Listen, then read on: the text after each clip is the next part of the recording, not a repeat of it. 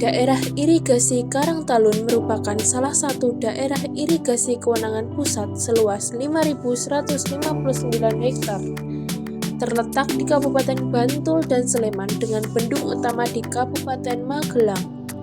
Sumber air berasal dari Sungai Progo dengan debit intake desain 12.502 meter kubik per detik. DI Karangtalun terbagi menjadi 3 saluran primer utama. Yang pertama ada saluran induk Karangtalun, yang kedua ada saluran induk Mataram seluas 1.328 hektar, dan yang terakhir ada saluran induk Van der Wijk seluas 3.831 hektar. Bangunan utama berupa bendung tetap berbentuk huruf V dengan bagian tengah untuk mengontrol sedimen. Lebar bendung mencapai 105 meter dan tinggi mercu 2,03 meter. Sistem irigasi ini melayani area pertanian di 2 kabupaten, mendukung ketahanan pangan dan pengelolaan air lintas wilayah. Bendung Karangtalun dibangun pada tahun 1909 dan direhabilitasi pada tahun 1980. Nomenklatur Bendung Karangtalun ini dapat mengalir 30.000 hektar, di mana saluran Mataram mulai dibangun pada tahun 1920-an untuk meningkatkan produktivitas pertanian di Yogyakarta. Awalnya itu untuk mendukung kebutuhan militer Jepang. Pembangunan saluran irigasi Mataram dimulai tanggal 20 Juli tahun 1944, selesai tanggal 5 Juli tahun 1945. Dikerjakan oleh rakyat Yogyakarta di bawah koordinasi keraton dan dibiayai oleh pemerintah Budokan Jepang. Saluran ini menyerap 7.700 tenaga kerja perharinya dengan biaya sekitar 1,2 sampai 1,5 juta gulden. Kini Saloka Mataram dan beberapa bangunan irigasi ditetapkan sebagai cagar budaya oleh pemerintah Daerah Istimewa Yogyakarta dan Sleman. Bangunan yang pertama dari Bendung Karangtalun ini adalah pintu intek. Pintu intek merupakan tempat masuknya air dari Kali Progo ke saluran selokan Mataram. Terdapat 4 pintu intek yang dilengkapi dengan tombol-tombol untuk membuka dan menutupnya pintu yang terletak di atas pintu intek. Dari pintu intek ini dapat diukur seberapa besar debit air yang dibutuhkan sesuai dengan permintaan. Di pintu intek ini juga terdapat misar ukur yang digunakan untuk mengukur tinggi muka air. Terdapat 4 pintu supaya lebih efisien dan lebih mudah dalam pengoperasiannya. Jika hanya satu pintu lebar, kekuatannya tidak mencukupi untuk menahan air. Kemudian setelah bangunan pintu intek, terdapat penyaring sampah. Penyaring sampah ini berfungsi untuk menyaring sampah dan material lain yang terbawa air untuk mencegah masuknya sampah ke saluran irigasi. Kemudian terdapat kantong lumpur. Kantong lumpur ini panjangnya kurang lebih 800 meter dari pintu intek.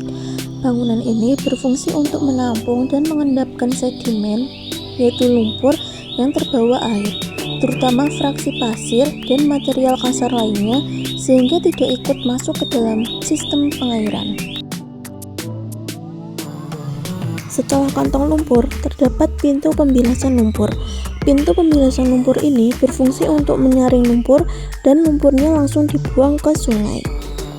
Pembilasan lumpur ini dibuka setiap 1 bulan 2 kali, yaitu pada hari Selasa minggu kedua dan Selasa minggu keempat.